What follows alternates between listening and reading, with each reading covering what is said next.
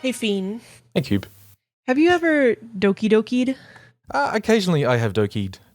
Do you know what it is like to waku waku? I'm actually not sure what it's like to waku waku, to be honest.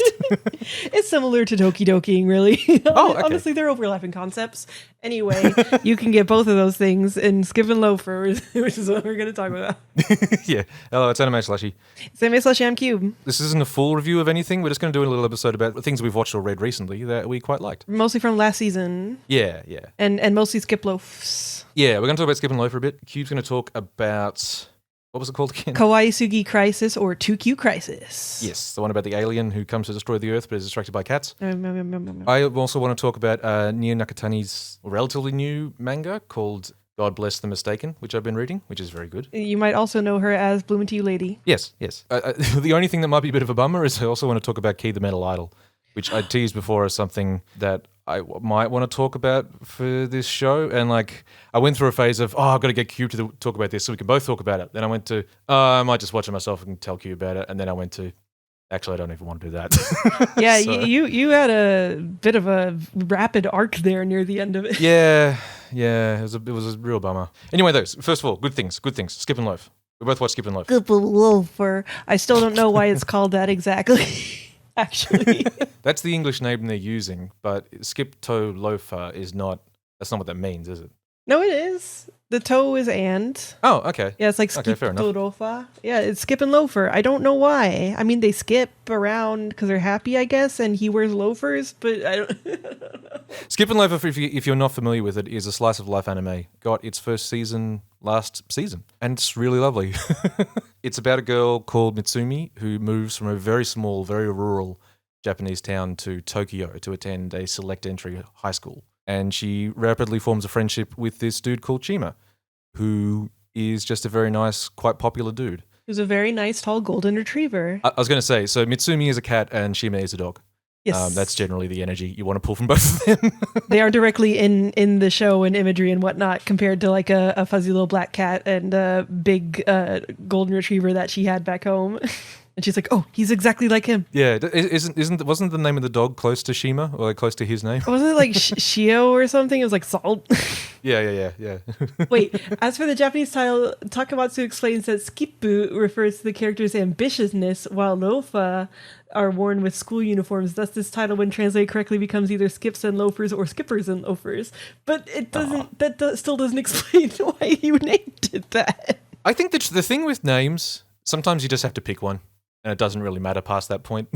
Yeah. You gotta call it something. And you can't just call it, cute Genki girl and big dog man boy have cute rom-com. If it's a light novel, you can. But beyond that point, you have to stop doing that. So. That's true. Yeah, if this was a light novel, it's like, I've moved to Tokyo and my new friend is a Labrador who's also a boy. I can't believe it. Some people were talking about they don't really know if they would call it a rom-com. I would argue that it's definitely a rom-com. Oh, 100%. No, 100%. I think it throws people sometimes because it's quite well put together and really nicely executed in a way where you wouldn't notice that we're following a lot of the standard setup stuff for a shoujo rom-com. That's one of the things that really strikes me when I think about the show is that you've talked about how Shima in particular, him having this sort of more issues than the main character, or technically the main character, Mitsumi, to work through, and they get revealed as you go on, and having a sort of a darkness and a bit of trauma to him is a very shoujo romance thing. Yeah.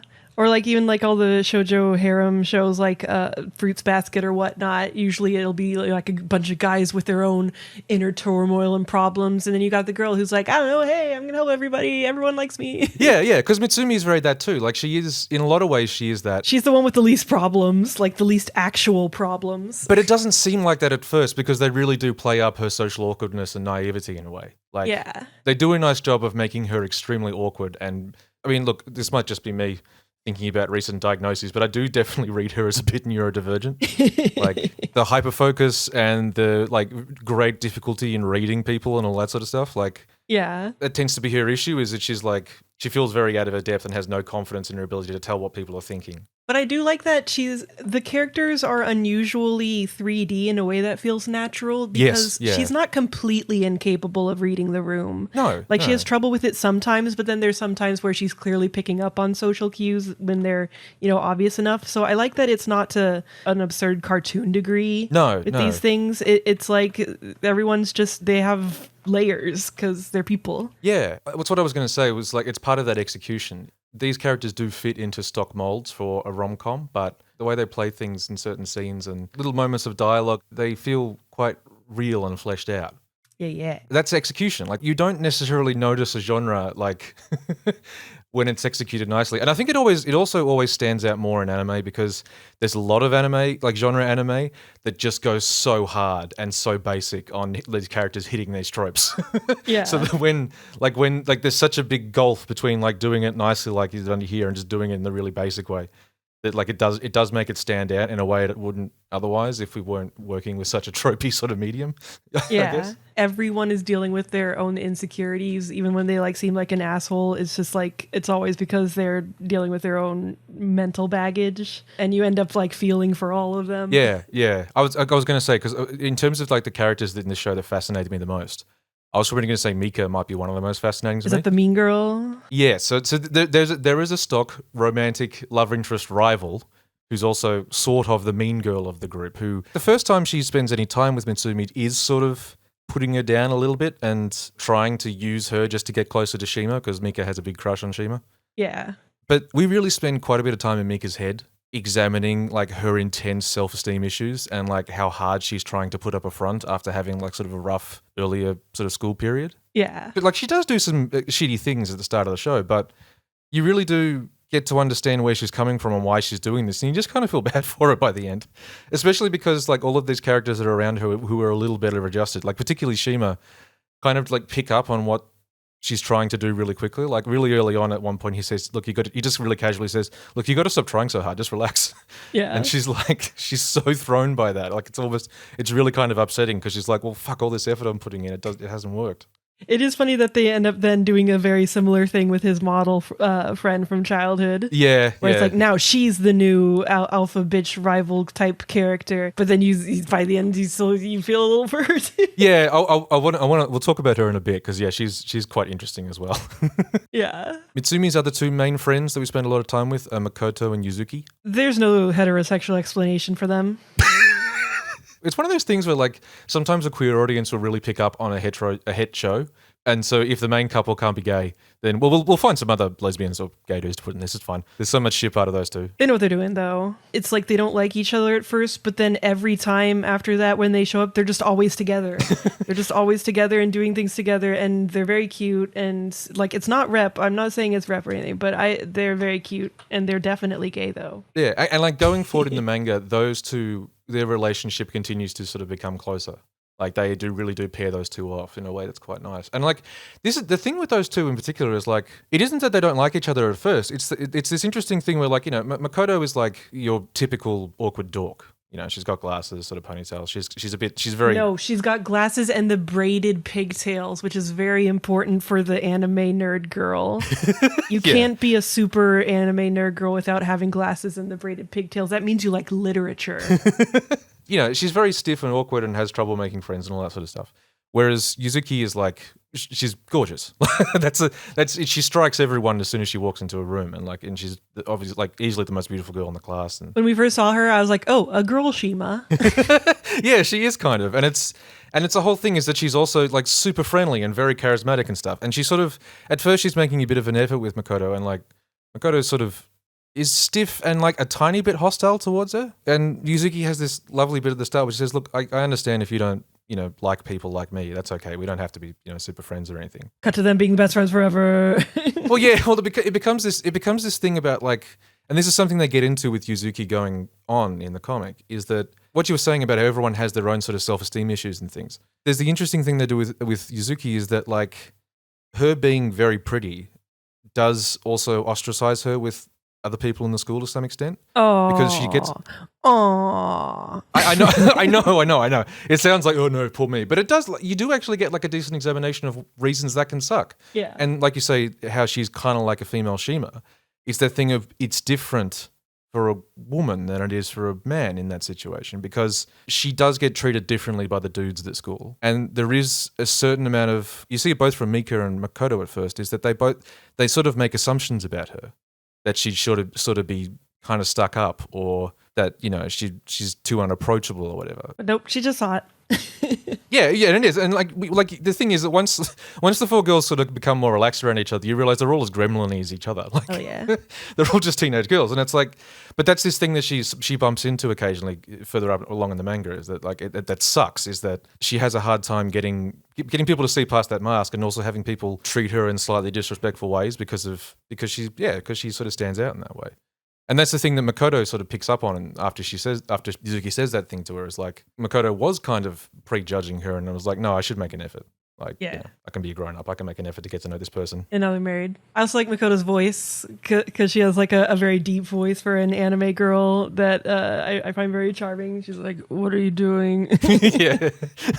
Fine, I guess I'll come along. Always has snacks, which I appreciate, and like, hell yeah. Every time Mitsumi likes to give people snacks, or just like, you know, gift things, and so every time like she'll give us something, she'll be like, eat a bit, and like, delicious. Yeah. Like, it's sort of, she's got a fun deadpanness to her. Fucking Mitsumi, by the way, daughter is like just extreme daughter energy. My daughter, oh, insane. She makes the cutest little kappa faces with her little like beak smile, and I want to protect her from all harm. It's one of those things that's really hard for me to describe, because like on paper she does sound like, and even in some episodes she is that character, is like, she's just got so much energy, and she's so positive and really gives shit a go, and so people around her just feel better. Like, there's literally an episode where that kind of happens. It's one of those things that sounds cliche and sounds like it would be dull, but she's just so well executed, like, and she's got just enough of like her own sort of awkwardness and falling on her face in creative, relatable ways, as opposed to just like literally falling over or whatever. She works. Like you say, she's so fucking cute. Yeah, she is actually moe. Yeah, and like I say, it's just the effort the writers have gone to give her like just fucking relatable moments of fucking up, you know? Like, there's ways she tends to build things up in her head and is devastated when it's not how she thinks it's going to be. Like when she's going to apply to get on the school board to, like, you know, potentially become like school president in the future or something. And there's that whole sequence where she's pitching herself being interviewed when she's 60, like, you know, after she's become like this really important like councilwoman and a politician and stuff, and talking about how it really all started with the school council. And then she gets there and like, oh no, that's not how things work here, and like she's almost in tears. It's just sort of yeah, it's fun. Got big plans. Now, obviously, there's one character I could talk about all day. Can't imagine. Definitely no one that we somehow haven't brought up yet. Well, I almost segued into her off Mika, because of the four girls is the one who probably needs the most help and encouragement to try and get out of her shell. Who could give her that? And who can give her that? Who could suddenly adopt her and become like a surrogate aunt for this character? Fucking Nao-chan. God, I love Nao-chan so much. She makes me so happy. Is there something that you like relate to about Nao-chan?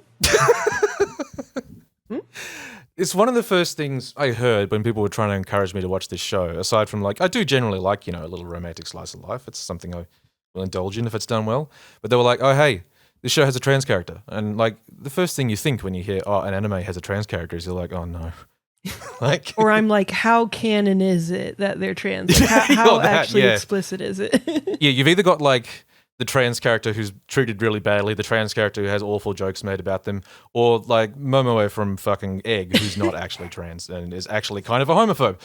So it's sort of, expectations were not high. This is the playing field of what anime has given us in terms of trans rep. And Nao-chan is just such a fucking like huge leap ahead of everything else that I have ever seen in this fucking genre. It really feels like the author knows a trans person. Yeah. Inexplicably. But has also thought about how to portray a trans person and stuff. Like, yeah. Like, that's the thing that gets me, is like, yeah, Nao-chan is Mitsumi's aunt who moved to Tokyo years and years ago, after she discovered later in life, again, relatable, that she was trans. So she's staying with her, and she works as a stylist. Like, so there's just so much of it is just fucking perfect in terms of like just how thoughtful and nicely done it is, because we've had trans characters in anime before who just look like your standard anime woman. While I do appreciate that in a sense, it does feel a little bit like cheating. Then on the other end of the scale, like, I mean, there was that show with the dude who had a gun for her head from a few seasons back that I liked at first, but one of the things that made me stop watching it was his landlord was a trans woman and was just like the cartoon, awful like caricature of a trans woman. Right. With, you know, just like massive shoulders and huge Adam's apple and like a beard and shit. And it was just, it sucked. Whereas Now-chan strikes this lovely point where she just looks like a trans woman. Like she's tall and but she's elegant and she does have a sharper jaw and you can see her Adam's apple sometimes and her hands are like a little bit larger than the average woman's, but like other than those few little points that are like, yeah, that's pretty common among a lot of trans women. She just looks nice. Yeah. Like she looks like an accurate like loving portrayal of a trans woman. You know what I mean? No, yeah, absolutely. Like, it looks like someone who wanted her to look specifically, you know, like not just like any other cis woman, but also didn't want to do a shitty caricature. Exactly, and yeah. That's a very hard line to walk, but she definitely achieved it. Yeah, she does. And then, like, there's something I noticed with the voice acting where, like, occasions when she's shocked and she's thinking in her own head, her voice does drop a little bit, which I thought was kind of funny. Yeah, I forgot to, like, so is it a cis man that voices her, or? I'm not sure, to be honest. Yeah. I haven't really looked into that. Oh, it's a cis woman, apparently. It's a cis woman. Okay. Well, that makes sense. Pretty good on the voice dropping, then I guess. I gotta give Yeah. I mean, it doesn't drop a ton, but, like, it's just this sort of like, you know, her voice is still required. Like, because I don't know how I don't know if it's canonical how long ago she transitioned. Really? Yeah, but theoretically not that long ago. Or no, I guess Mitsumi was a little kid during that one scene, the flashback. Yeah, so like at least somewhere in the last 10 years. They still have cast a woman who does have like a deeper range than the average woman, which like, you know. And then Now-chan is not a main character. We're not here to examine like, you know, her journey as a trans woman or any of that sort of stuff. But there's still like just some nice little touches. And other than that, she is just a character in the show. We're not constantly focused on the fact that she is trans. She's just a nice character. You Yeah, know what it's I mean? more relevant that she's like fashionable and like a good person to give advice to Mitsumi and stuff. Yeah. And her being trans is just like a part of that for her. And also, like, you know, quite protective of her to the point where she stalks her at a zoo one day. Look, we go into a little cartoon logic. Yeah, at times we go into a little cartoon logic. And it's also the way that the rest of the show, like, in general, treats her very kindly too. Like there's occasional moments of things. Like, there's one moment in episode 2 or 3 where she's traveling on the train with Mitsumi, and like Woo. It indicates that she overhears some girls looking at her and saying, "Hey, is that a man?" You sort of get the impression she's drawn a little out of the moment she's having with Mitsumi, but then Mitsumi sort of, you know, being this character, draws her back in by like trying to smile even though she's very tired. And now Chan's like, "Oh my god, I love you. You're my cute niece. I love you." Yeah, it also felt like it's like here's a bunch of people judging her, you know, like assuming all these things, but also she's just the fucking best aunt ever in her actual life with her actual people she knows. So fuck y'all. There's also the stuff that I desperately want to know more about in terms of how transness is handled in Japanese culture. Because I know a bit, but I don't know enough. But like, there's the way that like and things move so fast. That too, yeah. So like things change quickly. But like the way that like when Mitsumi has the girls over for like a study session and a sleepover, she makes a point of saying, "Okay, make sure you tell them that, you know, your aunt is a biological man." Because they have there's this thing I've seen multiple times with Japanese trans people saying that like I have the body of a man but the heart of a woman.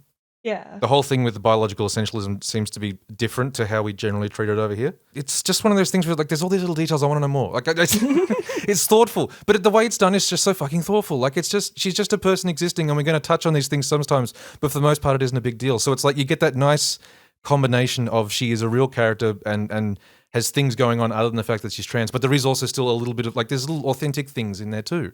Yeah, like that is something that she wants to address just to make sure there isn't any awkwardness, but then it doesn't have to come up again and they just all think she's cool. Yeah. And it's awesome. Yeah. God, I want to talk about that little scene that happens further along in the manga, because it's sort of referenced in the opening credits, like quite significantly. That fucking flower crown is right there. Yeah, fuck it. Okay. Spoilers for further into Skip and Loafer for the next couple of minutes. It's been shared around a lot online. It is because of the scene. It's a flashback to pre-transition now, still living at home, and she's playing with Mitsumi near the beach. They're making a flower crown together, and you know Mitsumi's got a cute little dress, and she's got a little flower crown on. And now it's saying to her like, you know, "Oh, you know, I'm so jealous of you, you know, because girls get to wear all these nice cute things, you know, and be pretty. And I always wished I could be pretty like that." It's, you know, massively egg thing to say. Yeah. And you can see Mitsumi's just sort of like, she doesn't say anything immediately, but she's just sort of thinking to himself. And then they go home, and she goes, "Here, and she's made a second smaller flower crown with what she had left, and it has like a little bracelet, and just puts it on now. And now it's just like, oh, thank you. Like, do I look pretty? And Mitsumi's like, like nodding. Very adorable little V smile. Yeah. And it's this thing with like, that's not in this season, but that flower crown is in the OP. It's the last thing you see. Someone knew. Yeah. Someone knew it's important. The idea that Mitsumi also like helped nudge now turn into like confronting it and you know, getting on with it is like, that's, oh God, it's been just, yeah. Oh yeah, people posted those panels. Look at it. Yeah. Just a little boo. Super cute. Yeah.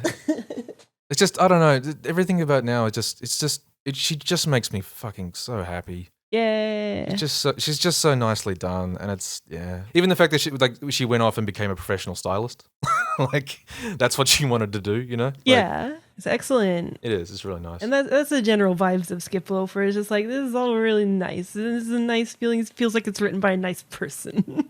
Yeah, it does. There's so much. Like I said, those little moments of relatability. There's an episode where Mitsumi goes home over one of the breaks, and like she gets in late, and she wakes up the next morning, and like she's still really sleepy, and her mum's like, "Here, have some watermelon." And you just hear the sound of her like very slowly munching on this watermelon as it cuts to all these different scenes from this country town. Yeah. It's like it's meditative. Summer vibes. It's so beautiful. Like it's just and they're not like they're not like stunning vistas or anything. They feel really domestic, the sort of things they're depicting. Yeah, it definitely made me nostalgic for Kurihara, especially with the whole like small town that all the young people are moving away and just a bunch of old people. And it's like, how can we revitalize it? Yeah. Because that's her whole thing, is that she wants to get into politics so she can do something about small towns that are sort of, you know, depopulating naturally and stuff, with the way Japan's set up right now and everything. So yeah. Yeah. Yeah. Oh yeah. There's also, she's got her childhood friend as well, Fumino. Another nice person. Another lovely person who, like, while Mitsumi was like overwhelmed studying for the entrance exam and had been like just in the house for like 6 days, and Fumino just drags her out to get gyoza, and there's that little moment where she, you know, Mitsumi takes the first bite of it, and then she just sort of bursts into tears. Yeah. Because she's just so overwhelmed and emotional, and like, yeah. Even Fumino gets a little bit of examination later on in terms of like her own feelings about Mitsumi leaving, you know, and all that sort of stuff. Yeah. Yeah, there's a lot going on. It's all just so nice and relatable. Oh, now, the other thing, we mentioned it before, Ririka. Once Mika stops being as much of a threat, we get Ririka, who kind of stands out as a much more overly dramatic, slightly heightened reality character against the rest of the cast at first. Yeah, it's like, oh, this is some shoujo drama shit showing up. Hello, hi. you here to remind us that we need a little drama in this anime? Yeah. Because like, so part of Shima's dark secret past is that he used to be a child actor, and the more you learn about all the circumstances there, was that there was like potentially in a sort of abusive home situation going on there with the mum who was pushing him. And like, there's a whole thing with like Rika is holding this thing over him because he took her to some party where there was alcohol and there was a big scandal, and that kind of set her career back for years until now she's a famous model. Like, she's very famous. She has this thing over Shima where he's not allowed to have a nice childhood because she didn't get to or something. It's such shoujo bullshit. But I do also love that involves indication of the difference between how men and women are treated in those fields and stuff. Yeah. Like some kind of examination of idol culture or something, like from someone who actually thought about a fucking thing instead of some other things, instead of some other fucking horrible anime. Oh, sorry. I did make the connection. But yes, definitely that. It's like I said with Yuzuki as well. There is that sort of, they do touch on the gender roles, like especially it's almost commentary that like you've got the two dude characters who are friends of Shima's who just had nothing going on. They're just two dudes. They're just there. They're fine. I was like, wow, it is 2023 and we still have those two guys. Like, that's a TV tropes page for when you have like the two male friends who are just like, they sure are male friends who are around and exist when there needs to be someone to talk to. Yeah, one of them kind of has a little more character in that he's like, hey, I'm a silly guy, but like the other one is just a guy. He's literally just a guy.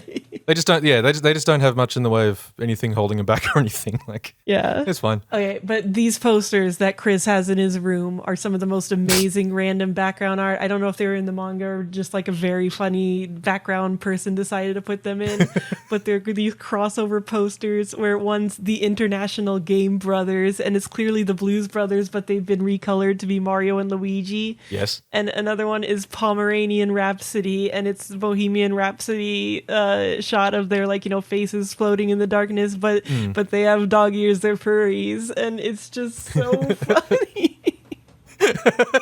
It's very, very random in the middle of a scene where a bunch of other stuff is going on. Because there's no way that was in the storyboards or whatever, So I just assume that there's a very silly fucking background artist is I'm going to show my creativity. I think in general the show is good at comedy.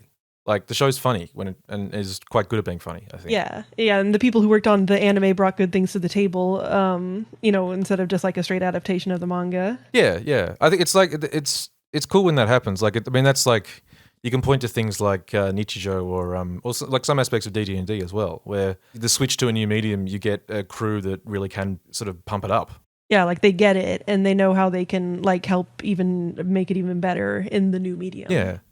I really like in the finale when she stands like an anteater and to protect him. That's right. Yeah, and it made me a big smile. It was very cute because she really doesn't know what she's doing. This is the best so it's she knows that this isn't okay. Something has to be done, and she just stands between them. No, no. She's important. I like the thing as well with Shima generally being estranged from his family. Even though he's still living with them. His little brother. He has a very young brother who's 3 or 4.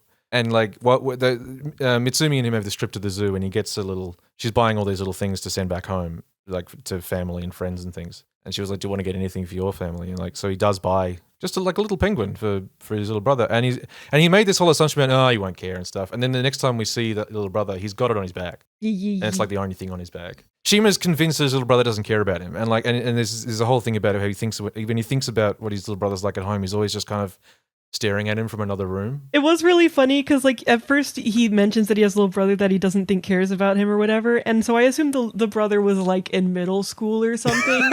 So it was very funny when it was oh, he's a fucking baby. Why are you worried about his impression of you? He's got the impression of a baby. Yeah, but and this is part of Shima's general thing of just not really he's got similar issues to Mitsumi in terms of not quite understanding how people work to some extent, and everyone's got super self-esteem issues. Yeah, and I think it also comes from the general baggage with his family, where everything is so kind of fucked up there that all the relationships there are complicated. So he assumes the worst of his relationship with his little brother too. But there's this whole episode where his little brother gets lost from his mum at this festival, and he's talking to all of his friends, and he's a really bright sort of charming kid, and he just likes talking, and he's really forthcoming there, and he's not shy at all.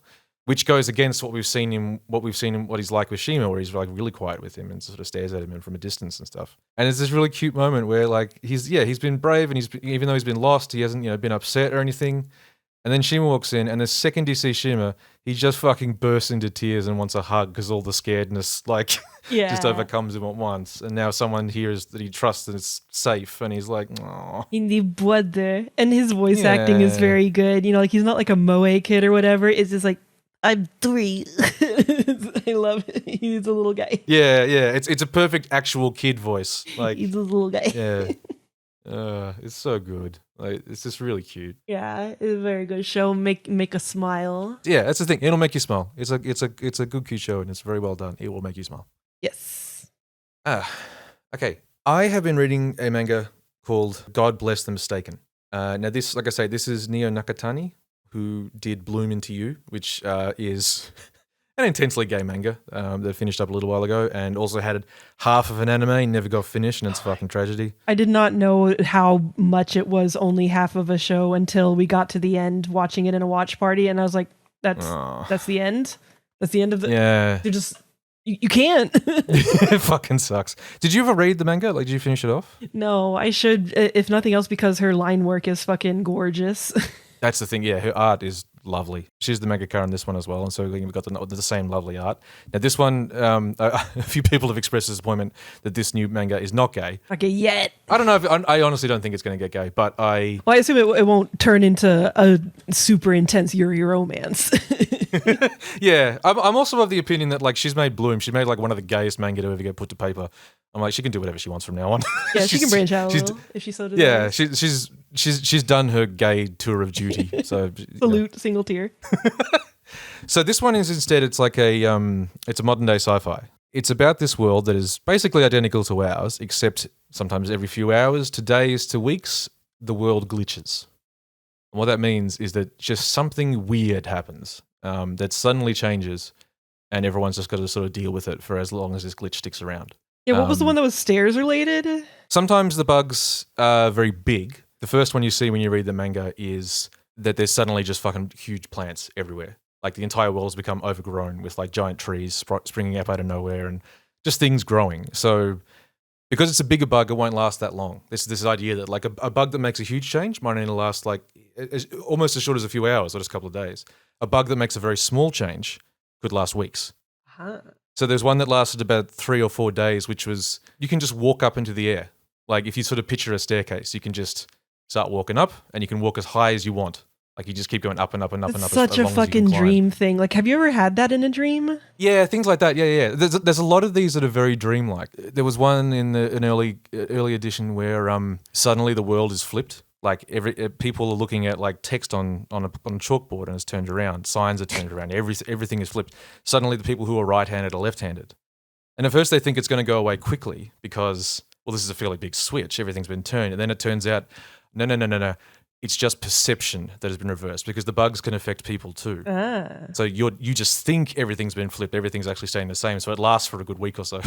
Still seems like that's pretty big though. I think that counts as pretty fucking big. It's pretty big, but in terms of like the sort of the scale of the change is relatively small. Like in a physical sense, I guess is kind of what they judge it off.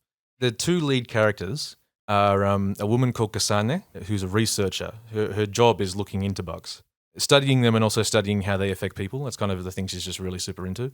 I know you mean glitches, but every time you say looking into bugs, I just think she's an entomologist.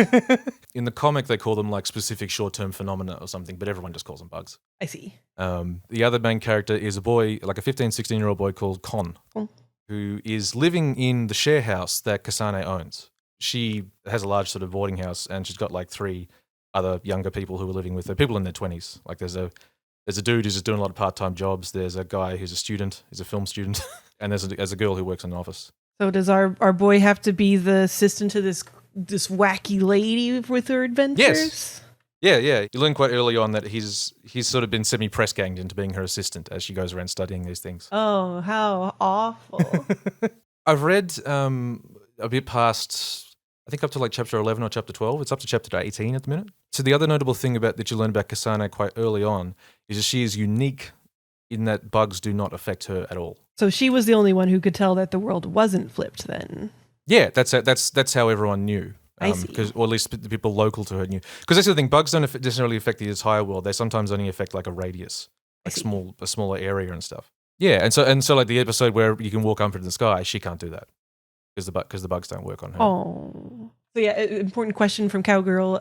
Is there any like weird romantic vibes between this 15-year-old and this adult? You have to ask because it's anime. No, there's not. No. Hell yeah. That's not a thing, so far at least. And I don't get the impression they're going to do that because, here's the thing. So the first like, say 8 or so chapters that I read, it was just kind of a bug of the week type thing.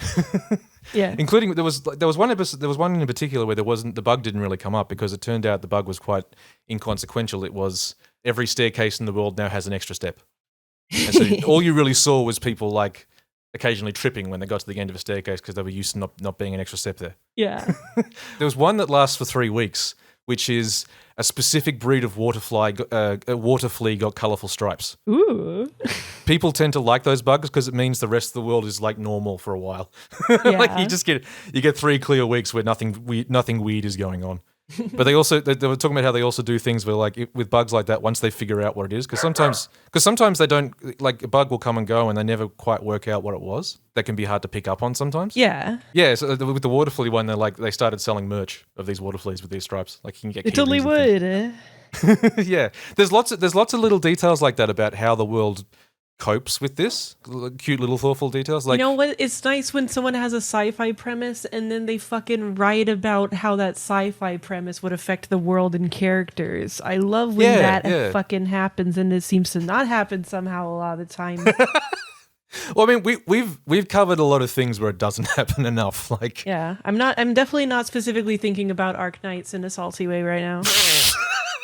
I mean, I was just thinking of Ruby, but like, yeah, this happens. This happens a lot with underwritten works, especially, and it's really noticeable in sci-fis when they just don't think about the world all that much. Like, whereas, no, in this case, you really get the impression that Neo is like really just like because it really does get into the minutiae in some of them, where like we're just kind of talking about what people do, like the one where everything's flipped. Like for the first like day or so, everyone has a lot of trouble getting any work done. Because like you can't use computers, keyboards are backwards, all this sort of shit. But then like someone really quickly releases an app that just flips your screen, and then within a couple of days they're printing newspapers backwards and doing all this sort of stuff. Or people are starting to put up signs that are written backwards and stuff. Yeah, because like they would. Yeah, like stuff like that. Because like, well, we're gonna have to put up with this for a few days. We've got to keep going. So you kind of do. Yeah. There's a really cool one where the bug, it only lasts like a day or so, but the bug is that the inside of your house gets every room that is not directly connected to the outside gets scrambled.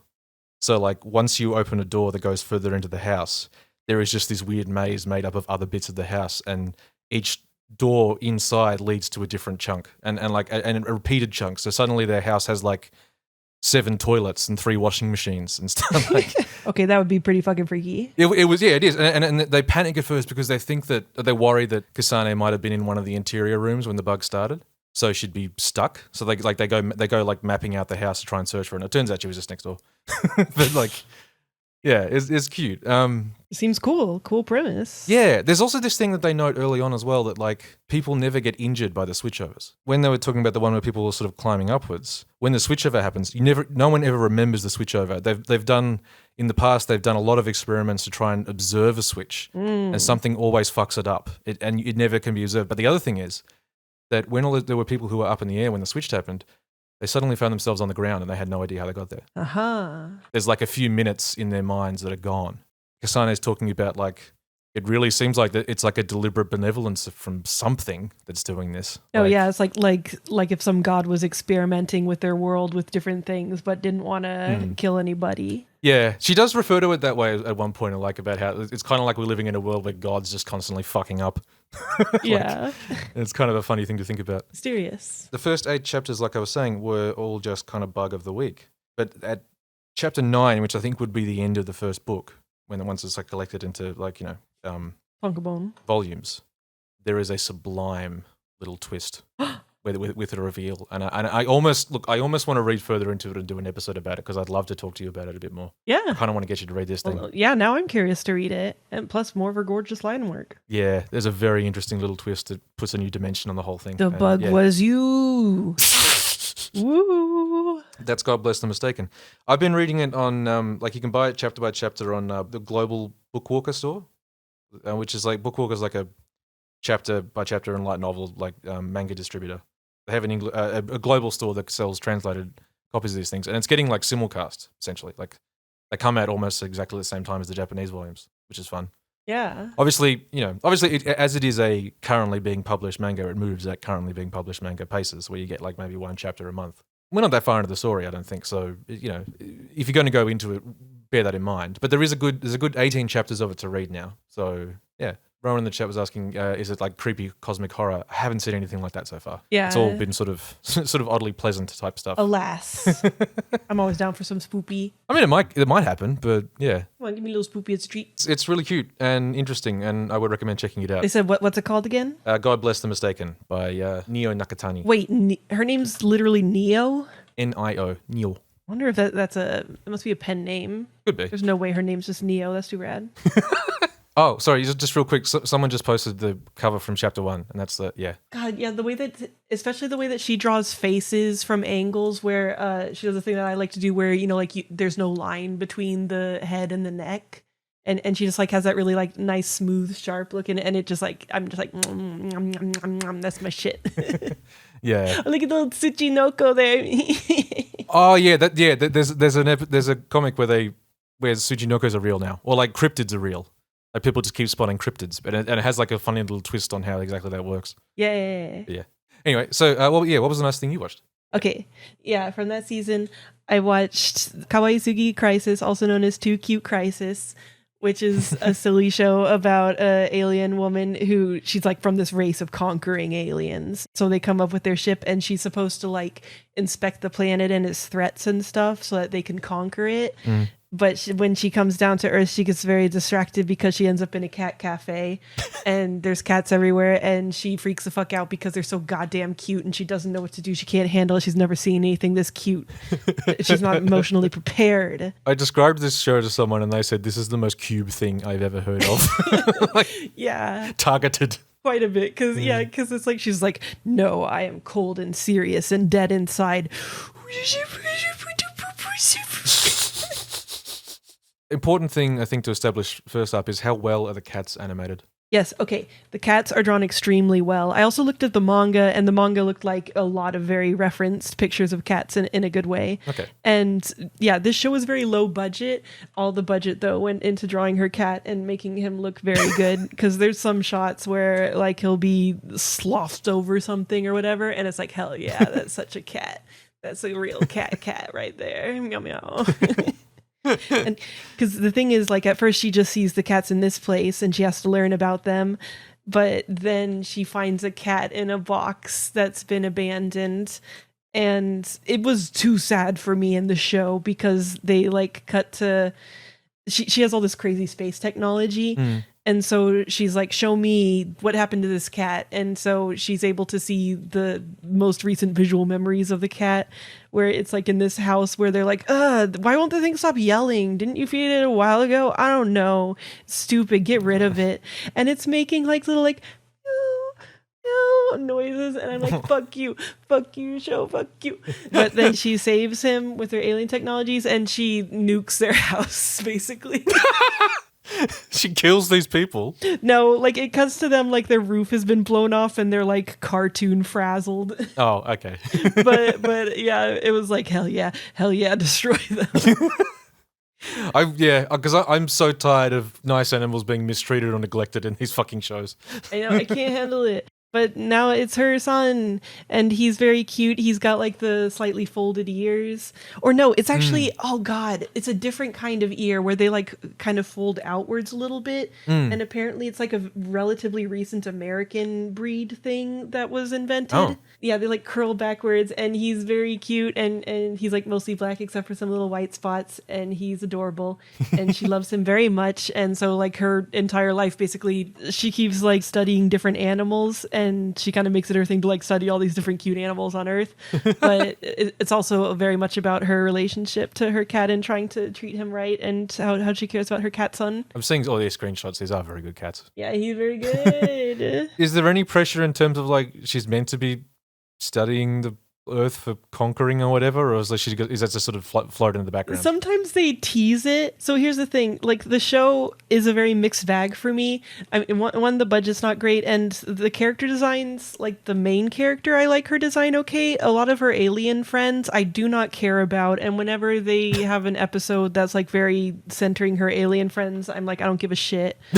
And their designs are some of them are like worse and kind of hornier than hers, which is funny because it's a very not horny art style. It's a very not horny topic. I mean, like it's kind of hard to imagine how you'd make this show horny at all. Yeah, just like one of her coworkers has like these really stupid short shorts with like a really defined butt crack, and it's just dumb looking. There's like a joke problem with her constantly having to like stall, kind of, because she doesn't want to admit like why she's taking so long to study this planet. Right, okay. And then later it becomes an issue that every alien who comes from the ship down to Earth is overcome by the cuteness.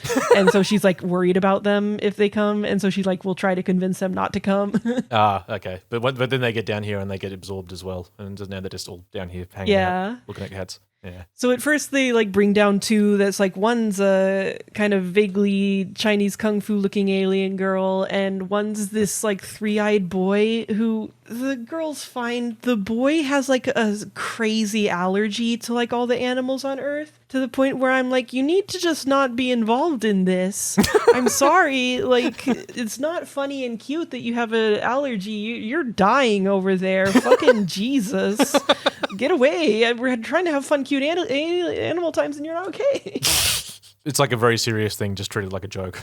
Yeah, it's like if he was actually going through that, you shouldn't just be like, haha, look at him. It's like, no, Jesus. Yeah, no, that sucks. Killing my vibes, dude.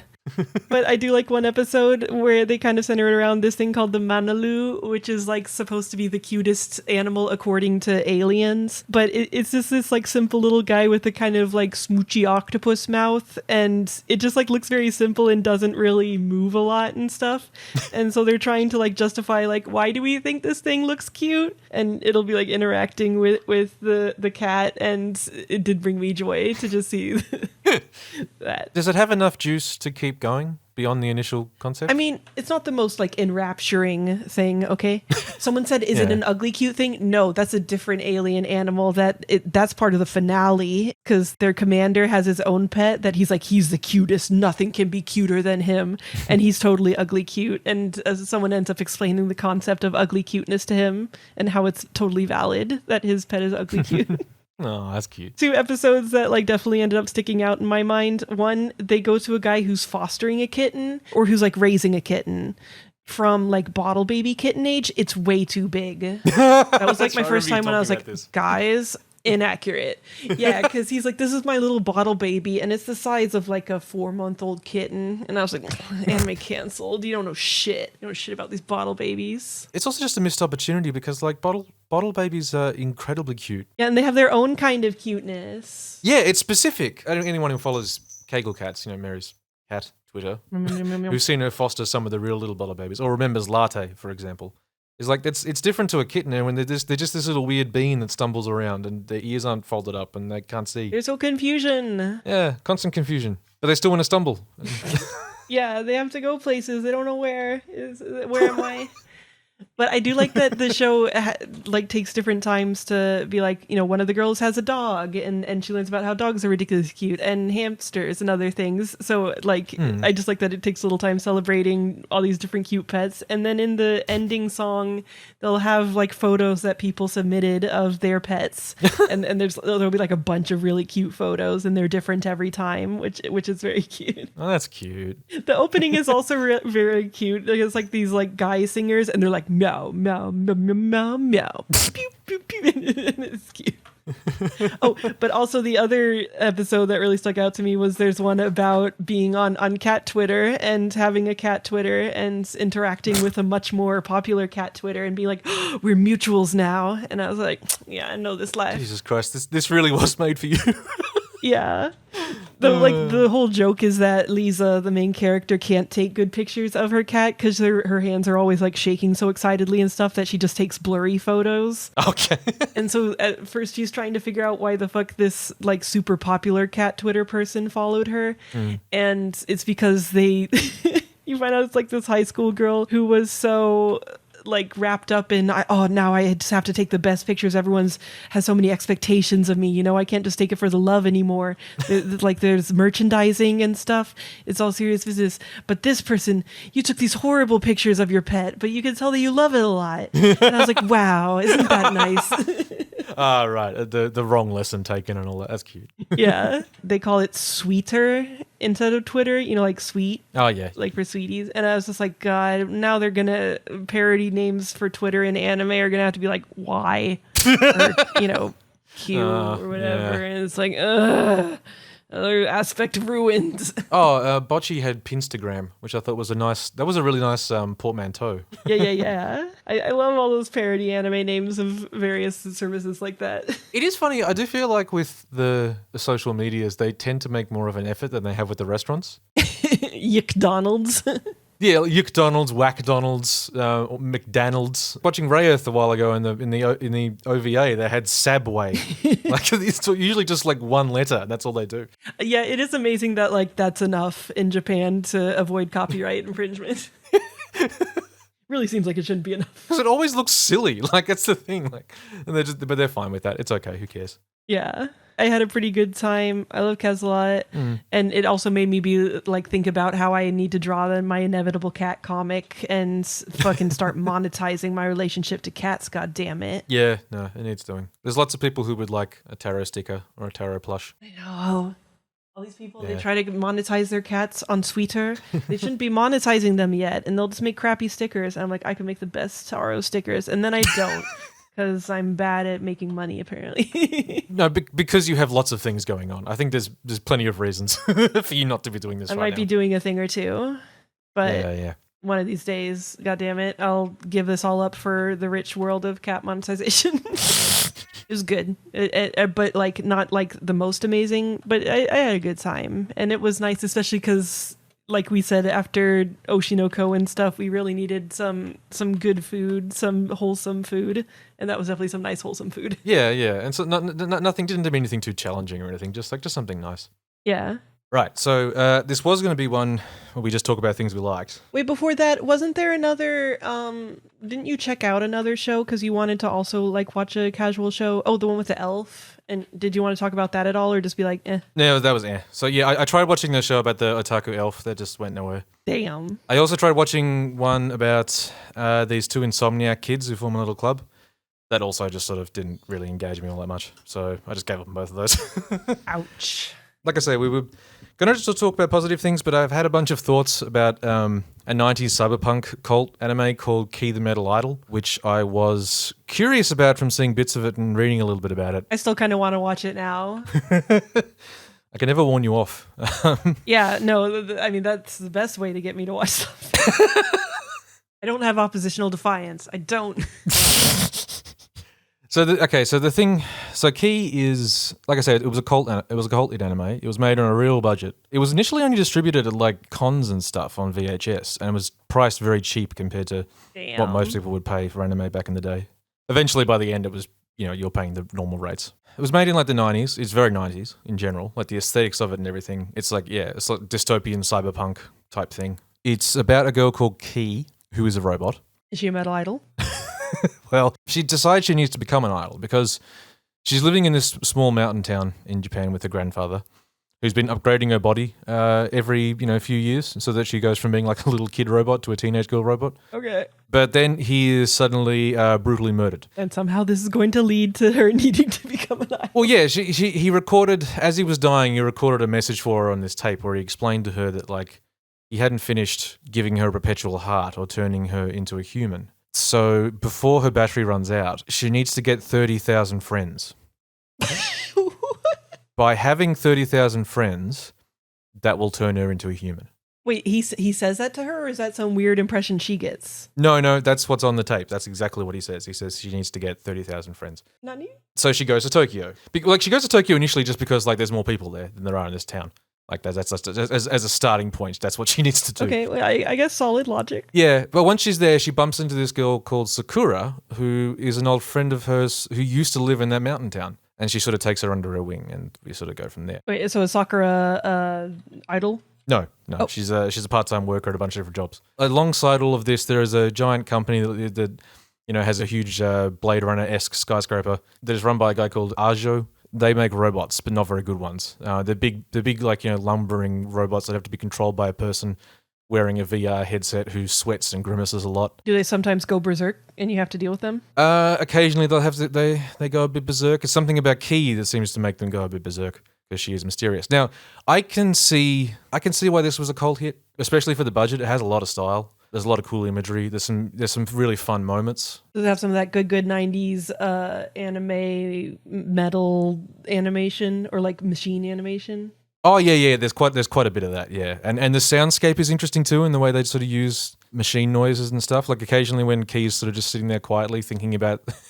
like looking at the amount of time she has left on her battery, and you just get this clanking sound that just builds and builds and builds. Like there's a lot of nice artistry to it. Yeah. And the story is like pretty wild and spooky, and it has that.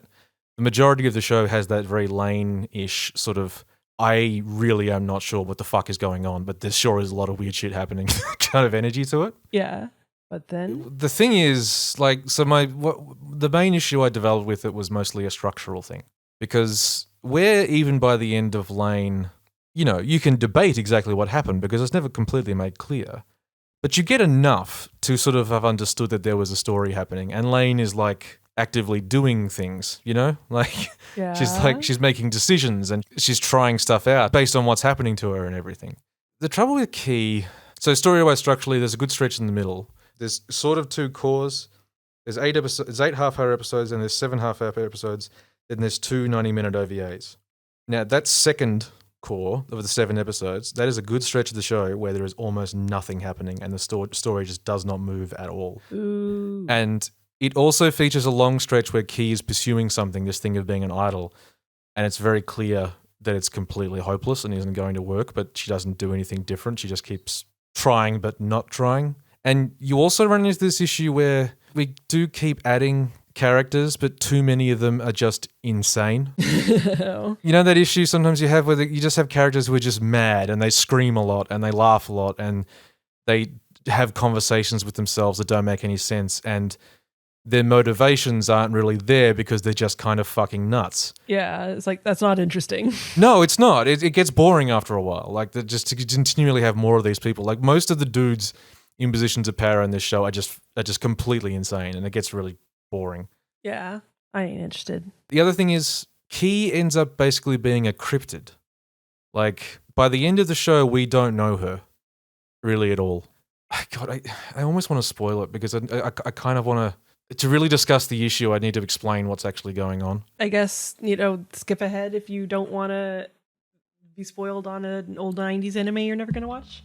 Well, do you want to not be spoiled or do you want to watch it? Go ahead and spoil me. I might still watch it. We'll see. Okay.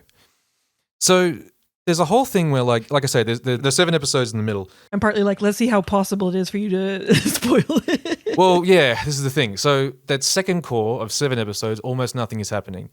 And then we get to the first OVA, which is the entire 90 minutes is just one huge info dump of what is actually happening and all the backstory. Yeah. It's like 2 characters, one of whom just explains to the other everything that's happening. Sorry we didn't get around to it the other time. Now we have a chance. Okay, we promise. We're just going to tell you everything. Okay. Yeah. And the annoying thing is that neither of the characters involved in this conversation are Key or Sakura. It's these 2 other guys, these 2 other extremely boring dudes. And it's a thing of like a show that has a lot of mystery to it. Like, of course I'm coming back to Madoka, but you know the way in Madoka, like, each episode you learn something new. Like, it isn't necessarily always like stuff about how the magic in the show works. You also learn things about the characters, or the new characters are introduced. Or you see a character going through a chunk of their arc. Yeah, and it's not just because someone walked up and was like, by the way, here's what the real thing is about magical girls. Yeah. There's like, you're teasing out all the mystery of the show as you go. Even Lane does that to a certain extent. This show doesn't. It really just does nothing for 7 episodes, and then you get this huge dump. That's rough. And like, what's actually going on is that, and this is the other reason I think this would have been a cult hit, because it isn't just about like robots and mechanics, it's also about mysticism. So the reveal is Key is not a robot. She never was a robot? She was never, ever a robot. She's not a robot. She never was. What she is the descendant of a bunch of shrine maidens from this weird little mountain town that she was in. No.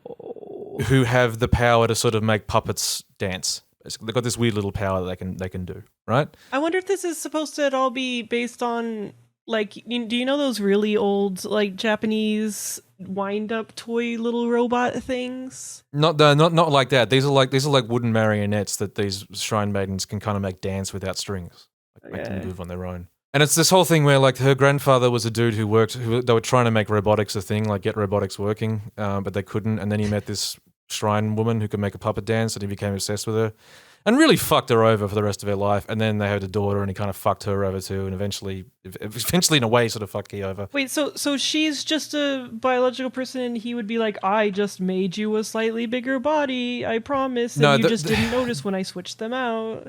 The reason that she thinks she's a robot is because there's something in there about, like, the power of these shrine maidens keeps multiplying with every generation for some reason. The grandmother was very powerful. Then they had this daughter who's Key's mother, who her power was even more intense. And when they gave birth to Key, it's something about, like, all of the ancestors sort of pass on their power to the next one. But there was some sort of huge multiplication in Key's case where she's got, like, the power of several generations of this shrine maiden power plus all of the people who live in this tiny village, which adds up to about 30,000 people living in, like, sort of kind of living inside her, and having all that power in her completely suppressed her personality and made her like a robot. I'm looking left and right and I'm like, Is this a show? Is this what's happening? I don't understand. This is what's happening, and because like the grandfather has other robots, she just thought she was one of those robots, so she just thinks she's a robot. The way that this makes it sort of frustrating for her, and her being kind of a cryptid, is because at times during the show you see her turn human, and suddenly she's very powerful, and she has like telekinetic powers and can do all this crazy shit. They went along with this thing of her being a robot to protect her from this Arjo guy who runs this company, because he was trying to get the same power to make his robots work. And it's this thing about drawing the Geist out of, like the way he makes his robots work, even though they don't work very well, is he draws the Geist out of people, which becomes this sort of weird pink gel that you shove into a robot and then people can make it move around. But pulling the Geist out of a person also kills them. Like if you draw too much of it out of them, they just end up in a weird catatonic state. Wait, so I want to ask real quick, do you think that this reveal was always the plan? I think it might have been, and I think it just wasn't a good idea. Okay. There's a chance that they were making it up as they went along. I think this is just a bad story. Yeah. Because, like, this is the thing with Key, right? Is that we have the robot Key. Her whole motivation is just trying to do the thing she was told to do. And when she becomes human, we get this other Key who, in that info dump episode, these guys will explain is like, this is like a Key who has been asleep her entire life. And when she does wake up, she's just emotional like a tiny baby and has the brain of a tiny baby. Yeah. There's no Key, really. There's this robot personality that isn't a person, and it's not. And the story like starts off about her. Like the whole pitch of it is, it's like she's trying to learn how to become human, but she just never does. Like that's not really what she's doing. But she's just a girl with a weird split personality. Yeah, like she's just this blank slate trying to become an idol because someone told her to do that. Even though like this is this frustrating thing in the second half is it's like she's going to like dance classes and stuff, and all she ever does is stand there.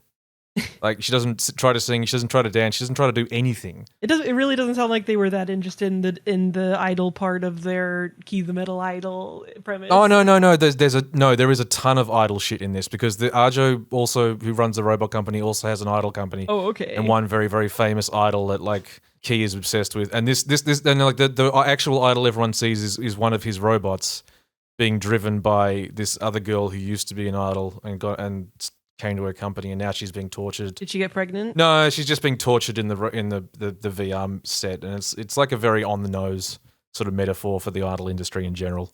And like Key's really fascinated with her, and then at first I thought there was going to be that they were related in some way, but then no, Key just was able to tell that this woman was a robot, and I don't know, or something, and. Wow, it's just this really does sound like a mess. It's a fucking mess. And so the other thing that frustrates me is like the other character we had who was sort of halfway interesting was Sakura. She knows Key like from when they were kids. She was one of the only people that was nice to her because everyone used to tease her for being a robot. But Sakura was I know. But Sakura was nice to her, and then like she takes her under her wing when they moved to the city, and she's trying to look out for her while also finding Key kind of frustrating because like which is understandable. She's a frustrating character. I'm also just like they made fun of her being a robot, but she wasn't a robot, so it's like really they were making fun of her for being a chuny. Kinda, yeah. Well, Key thinks she's a robot. She really does believe that. Yeah. Anyway, this robot industrialist guy keeps trying to get at Key.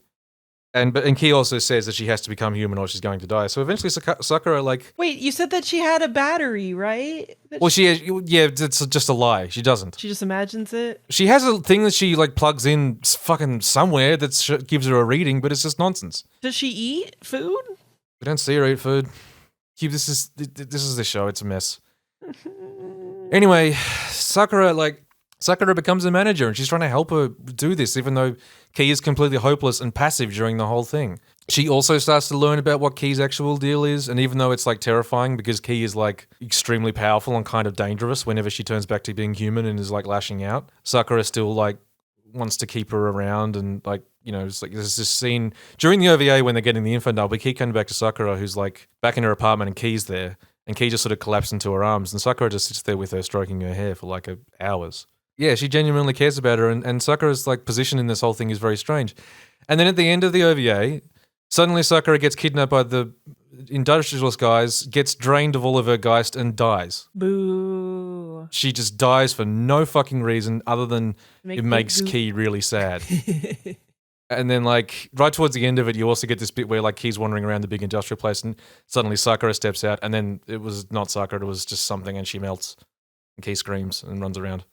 And it's just like no, there's bugs. This was the thing that as the show continued to frustrate me further and further, and I continued to realize that so there isn't all that much going on here. I could no longer sort of get past the intensely powerful 90s cyberpunk misogyny. Yeah. Like, because it is like there are very few females in this characters in this show. None of them really have any agency. There is quite a bit of dudes punching the shit out of women or killing them, and like some extended scenes of a man just beating a woman in the face. And when they got to Sakura's death, I was just like, no, fuck this. This is just no more. Thank you. Yeah, they're like it's the sort of thing that I might be able to put up with if there was something else interesting going on, but there just isn't. It's just a fucking mess. The States, I did not know that this show existed, but yeah, it seems like one of those things where if you're like really into, if you were like looking around for more 90s cyberpunk anime stuff, you would run into it. Yeah. It still has its fans, and to some extent I do get it, but I've also seen like on like old Reddits and stuff, people getting to the end and having the same reaction I had of just feeling like he got punked. I guess as long as it like is cool visually and is weird, there's going to be some people who were super into it. Yeah, and I can get finding that some of the mysticism stuff kind of cool, but to me it just doesn't really add up to anything in the end. Yeah, you go watch Silent Mobius or something else. Yeah. It just doesn't have anything to say, and like what I was sort of interested in, which was this character Key figuring out becoming human and stuff. Like I say, Key's nothing in the end. She's not a character. It isn't really interested in any of the characters because all the characters are either nothing or insane or dead. There's just nothing there. It sounded like one of the things where they were just like, we want to make a cool cyberpunk anime. Poo poo. Yeah. And they got like a vague idea for a story, and then it just sort of, and even on that merit, it's just constructed and paced really, really badly. Yeah. So yeah, it's just a bummer. Well, I look forward to someone leaving some comments so that they can explain the show to you, since you didn't understand it. There was a period while I was watching, I was like, I was genuinely sort of going like, maybe I'm just too dumb for this show. Like, is there something deeper I'm not getting? And then eventually got to the end and I was like, nah. No, it is the show that is dumb. Yeah, no, it's not me. It's just this is a dumb show. Yeah. Do you ever get that though? Sometimes you just suddenly lack confidence. You're like, no, there must be something I'm not getting. And then it's like, no. Not often, because I have an overinflated idea of my own intelligence. My parents always told me I was a very smart little girl. Yeah. I don't know. Maybe that's the difference between us. I mean, I do have to occasionally check myself, like with stuff like Art Nights, and I have to be like, guys, am I missing something here? And people will be like, nah. If people are interested, we could do an episode where we talk about some of the gachas we've been playing lately. I want to watch the Arc Knights anime, and I want to talk about Arc Knights because it's giving me a lot of Ruby style thoughts lately. Yeah, it has quite a bit of that energy. Fucking Twilight of Wallemund.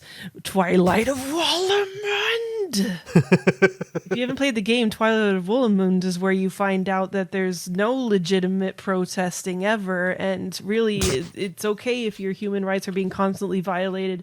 You need to put up with it, because as long as nobody's killing you in death squads, then what even is your problem?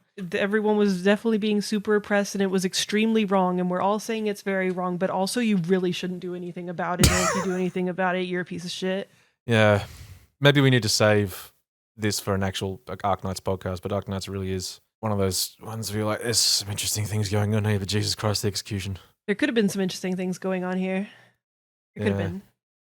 It could have been. But consider Big Jacket. Look. Yes, correct. You're right. I'm still playing it. I am still playing it. Oh, yeah. No, it's again one of those things where there's like the mechanics of the game are good and there's some real cool aesthetic shit going on, but the actual story, oofy doofy. But that's, okay, so yeah, that's a wrap up of several good things and one poor thing that bummed me out. Yeah. Look, anime, we got a real mixed bag of anime. We got, it's okay. We got, fucking, what the fuck? And we got nice. You got Skip and Loafer, which was very nice. We just had to catch up with all of our anime feelings and let y'all know about our anime feelings. That's that, and until next time, I guess you'll just have to have a nice anime. And we've given you examples of how to have a nice anime this time, so go do it. No excuses. Yeah, fuckers. Fuck you. Have a nice anime.